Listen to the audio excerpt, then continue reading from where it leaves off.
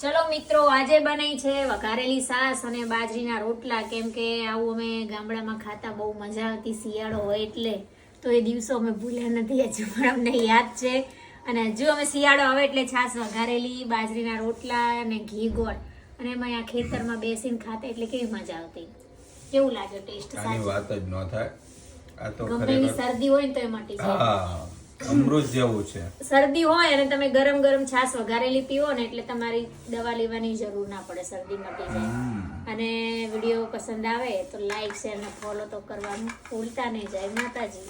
બાજરીના રોટલાને આ રીતના પહેલા મસળી દેવાનો. આ રીતના બાજરીના રોટલાને મોહળી દેવાનો. મોહળી અને મસ્ત આમ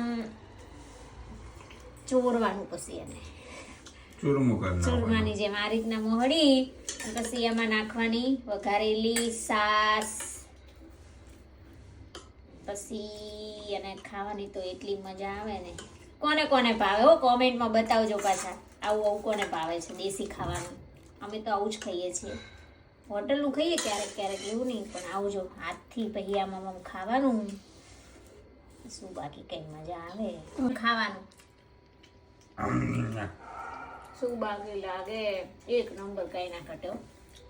ચલો તાર ખાઈ લઈએ આપણે.